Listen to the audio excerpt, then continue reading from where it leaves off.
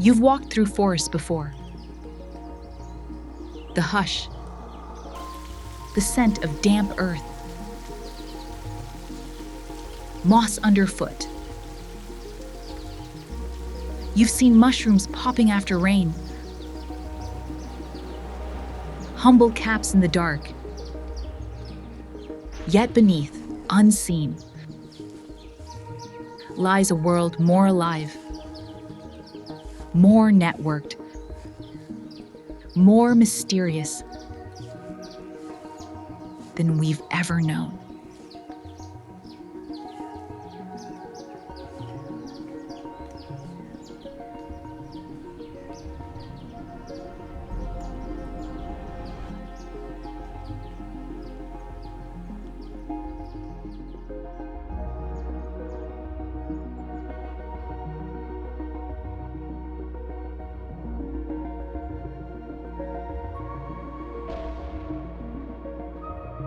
We are entering the realm of the hidden, the fungal web that hums under your feet. Fungi are not plants nor animals. They belong to their own domain. They grow, they reach, they digest, but in strange, wondrous ways. Microscopic threads, hyphae, branch and stretch in soil, penetrating leaf litter, wood, root. They sense, explore, invent paths through darkness. They are architects of the unseen. Eiswell Siam Siaya, Lola Hawk, Laura Buker Telsqui.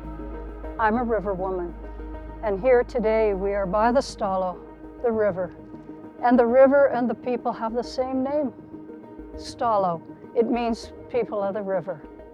And for thousands and thousands of years, this river has given so much to everyone on this land. And today, I raise my hands to the wild salmon relatives that have come up this season. We haven't seen them for a while, and they've returned home in great numbers. And this is 2025, and it's a good, very good day for that. Good season for that. I'm going back to a memory about fungi from when I was quite little. My mom and my grandma, they taught me about how to go pick the mushrooms in the fall. So it'd be about this time and into October. And in those years, the forests and the fields weren't as disturbed as they are now, where, you know, farmland has taken a lot of that fertile area for mushrooms to grow. But I would be asked to go out with a bucket and collect the mushrooms, the wild mushrooms that we could eat. And I kind of think about it these days. I was very trusting of them because they had to teach me really well. I'm sure they looked very carefully at what I brought back, but I can still taste how full of energy, a spirit, an energy that those wild mushrooms gave. And now they weren't hallucinogenic at all. They were just healthy, good mushrooms and wonderful to pick. So I know how valued they are. I'm not sure about the hallucinogenics and using it, but I have heard from some health professionals that there is an opening for that kind of knowledge to come forward. And I think we will only benefit by more of that knowledge.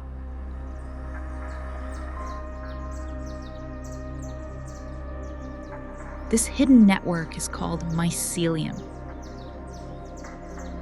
the filamentous web that links life across soil. Hyphae probe outward, branch, retract, loop. They weave bridges between roots, species, life forms. They are the circulatory, nervous, connective tissue of forests. They map routes of resources, sense gradients, bypass obstacles, reroute around decay.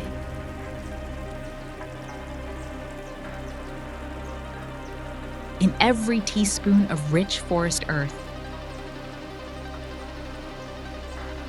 Miles of threads may run unseen. Trees photosynthesize,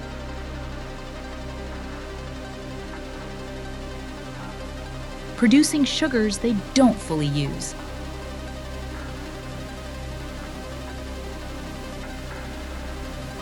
Fungi accept those sugars and in return mine nutrients: nitrogen, phosphorus, water.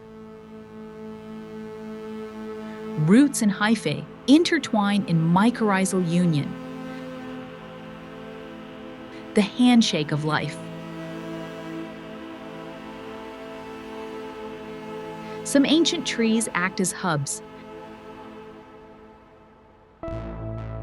connecting saplings through the fungal network, sharing resources. This is cooperation coded in chemistry. Interdependence in action. When one tree is wounded or attacked, chemical signals ripple through the network. Nearby trees may respond, boosting defenses, adjusting chemistry. Nodes reroute sugars, nitrogen shifts, alerts propagate. This is forest intelligence, not in a brain, but in threads and signals. The forest listens. The forest warns. The forest cares.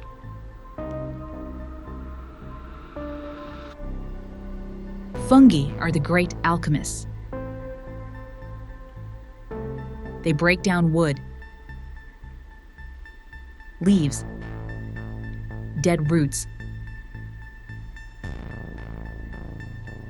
animal remains. They decompose complex molecules, lignin, cellulose, into simpler forms. They release nitrogen, phosphorus, carbon back into the soil. They turn death into soil, soil into life.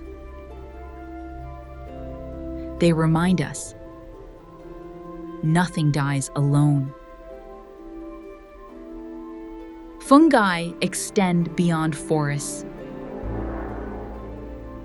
They detoxify pollutants, breaking down oil spills, plastics, heavy metals.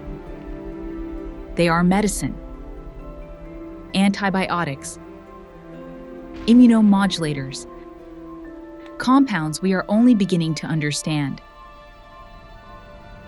They are materials,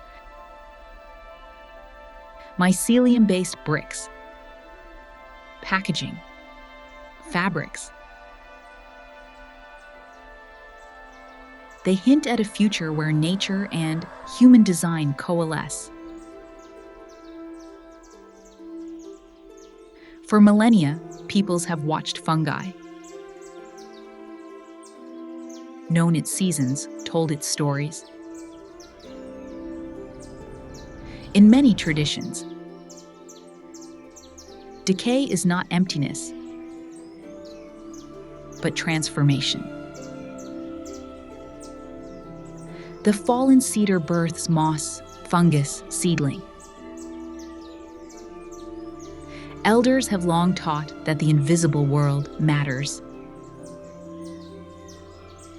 They knew that networks exist beyond sight. They knew that life speaks in threads. And the ones who understood this first were not scientists in laboratories. They were people who lived inside the forest and never left. Trees and roots.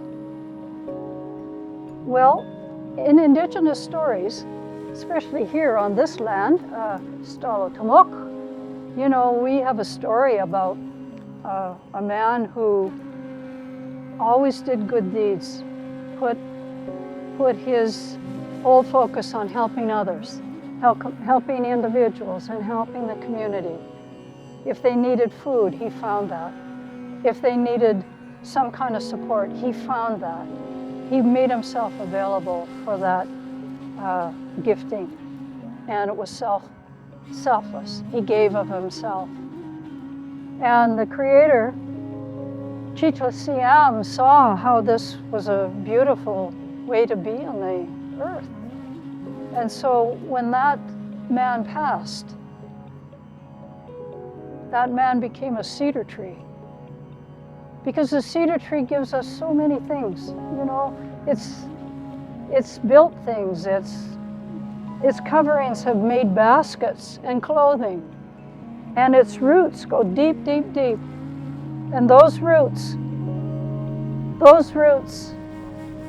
bring up a knowledge from the very deepest part of the soil and the land and Mother Earth that she's giving that. Every culture that has lived close to the land has held some version of this understanding. That generosity is not a human invention.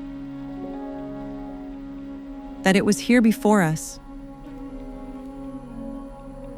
written into the way a cedar sheds its bark without dying,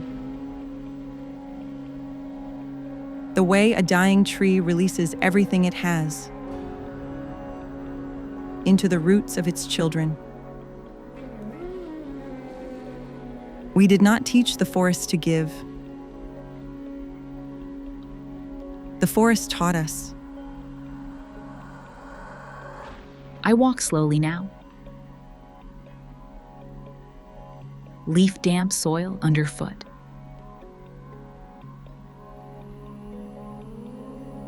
I kneel beside a mushroom. Press my palm to earth. I imagine threads slipping underfoot. Connecting, shifting, speaking. I smell decay and life.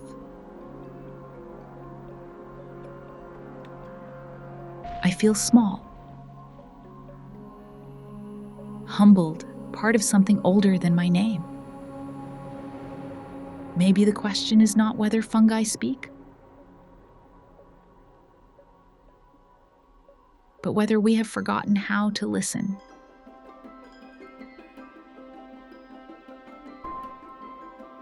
They have always carried messages, not in words, but in threads, in chemical glimmers, in cycles. If we open our senses, soften our hearts, perhaps we will hear the hum of connection again. Mycelium does not know the word mycelium. It does not know it is extraordinary. It simply reaches. It simply connects. It simply does what it has always done. And in a world that has spent centuries learning to extract, to isolate, to divide, perhaps the most urgent lesson is the one the fungi never stopped teaching. Nothing thrives alone.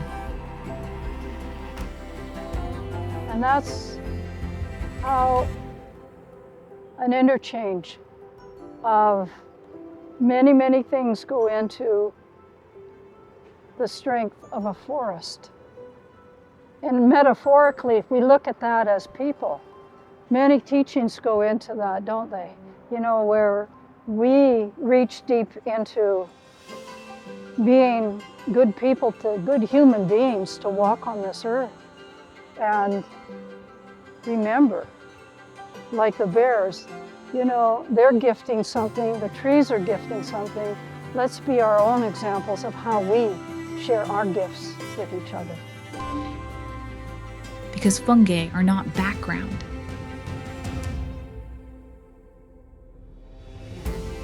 They are the weavers.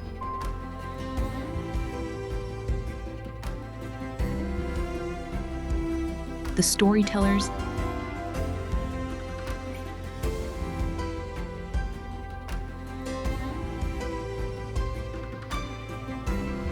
the secret architects.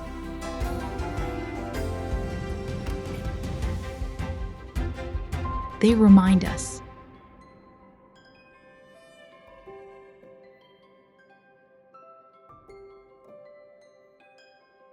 we are never alone.